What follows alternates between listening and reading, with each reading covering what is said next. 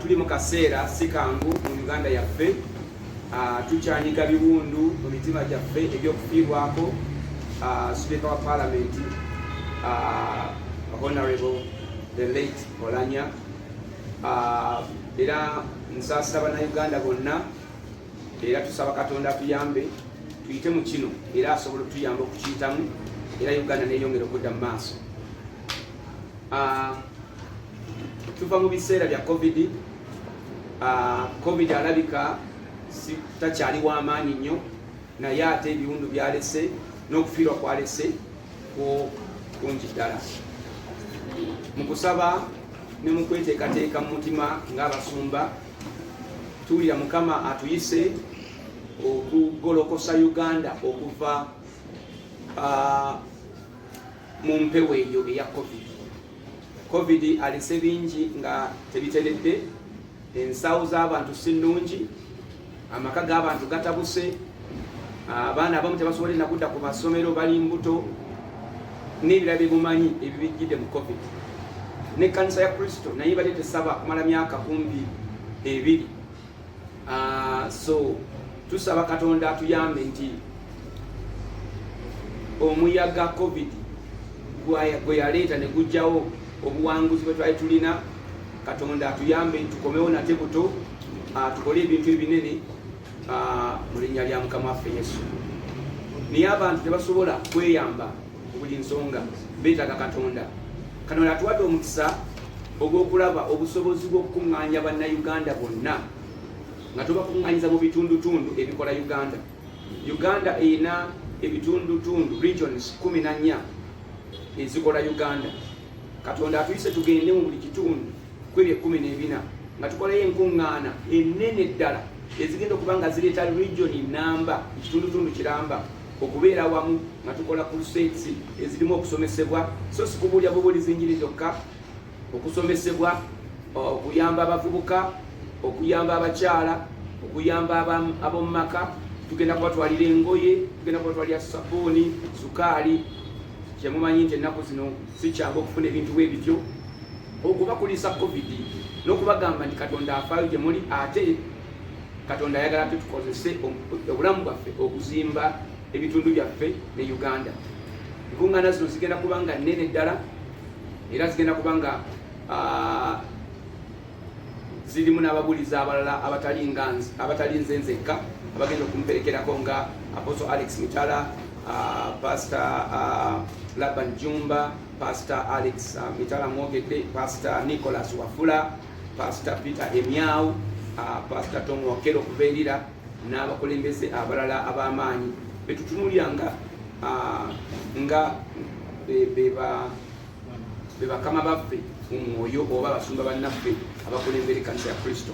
So n'olw'ensonga eyo tusaba Uganda yeerabire ennaku embi zetuyiseemu. Tuli mu mwaka mupya, COVID aweddewo, tukkirize Katonda nti akyasobola okuzimba amaka gaffe, obulamu bwaffe n'ebintu ebirala byonna.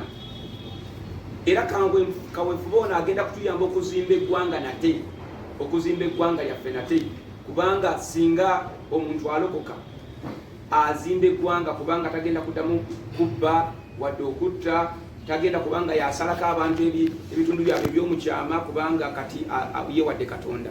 So mu ngeri efaanaganako bwetyo tugenda nakuleetera okulaba nga okuzza kw'emisango mu Uganda kukendeera, okuzza kw'emisango kugenda kukendeera, kubanga tutunulidde abantu nga kitundutundu kyakakadde ekigenda okukuŋŋaana okusobola okujja mu nkuŋŋaana bweziti. So twebaza Katonda olw'ekyo. Olukuŋŋaana luno lugenda kubeera Kagadi, mu tawuni y'e Kagadi, ng'ennaku z'omwezi 5 ne 6 ne 7 omwezi ogwokuna. Tuuzayo wiiki nga emu oba n'obutawera. So mu biseera bye tulimu kaakati twetaŋŋaŋŋana, kyova olaba ne fraternities zaffe zonna ez'abalokole zikwataganidde wamu ogenda e Kagadi. Kati nze ndi Senyonga, musajja Muganda, ngenda Kagadi, tugenda kutwala ebiseera byaffe ebimu mubiraba. Tugenda n'abantu bangi nnyo, abamu Baganda, abamu Mwankole, abamu mu Bugisu, naye tugenda ffenna kwagala Bunyoro. Lwaki? Tulina kye twogera wano, Uganda tetukyasobola kukkiriza kwawulwamu lwa tribes kyeki amawanga. Mujjukira nti kakati enjogera eriwo era yeeyo, tetukkiriza muntu kujja kutwawula mu mawanga na ndowooza na backgrounds na bidala byonna. Ffenna tuli Bannayuganda, tulina kwogera lulimi lumu era tulina okubanga twejja ku mize egyo egy'okwawula mu Bannayuganda n'ebirala byonna, kubanga ffenna tuli baana banda emu Katonda yatuzaamu. Ekirala, nsaba Katonda ayambe paalamenti yaffe ejje ne biiru eneewonya Bannayuganda okusalibwako ebitundu byabwe ebyekyama. N'abaana baffe abato myaka 2 myaka 5 mubadde mu bannamawulire, mubeera mu bannamawulire, nammwe muli bannamawulire, muwulira sentiments ezigenda mu maaso. Omwana ebbujje lya myaka 2 balisazeko ebitundu ebyekyama, omwana ow'obulenzi bamusazeko ebitundu ebyekyama. N'ebino ebintu nga bikolebwa okusinziira mu muntu ayagala amaanyi, ndowooza ag'obusamize n'ebirala bwe bityo, kuba tebasalako bitundu bya kyama kubikola kirala okujjako okubikozesa mu ngeri y'okusinza emisimu n'ebirala byonna.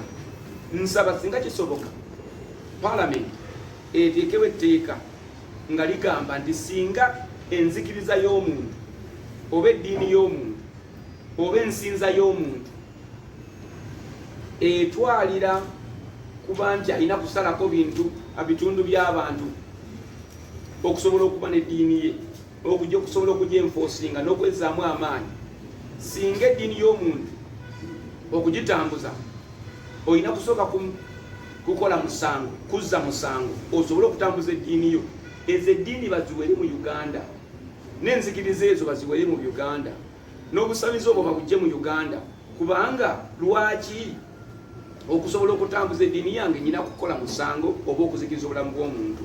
So eno enjiri gyetugenda okubuulira ejja kutuyamba, kubanga abantu bajja kumanya nti osobola okumalawo ekizibu kyo ng'okozesa amaanyi ga Katonda ag'okusonyiwa, okusaba, okwesiga Katonda n'ebirala byonna.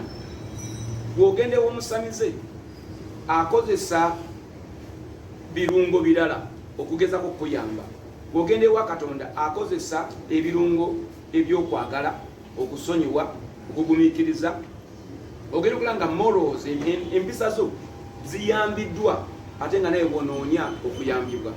Bw'ogendewo omusamize akugamba waliwo akuloga, mukyala wago ntakwagala, kitegeeza akwawula. Abasamize bakozesa kwawula kukolimira, butaagaliza, enge n'ebirala byonna okusobola okusawula abantu n'okuba bwe baagala ate oluusi nga tebabifuna.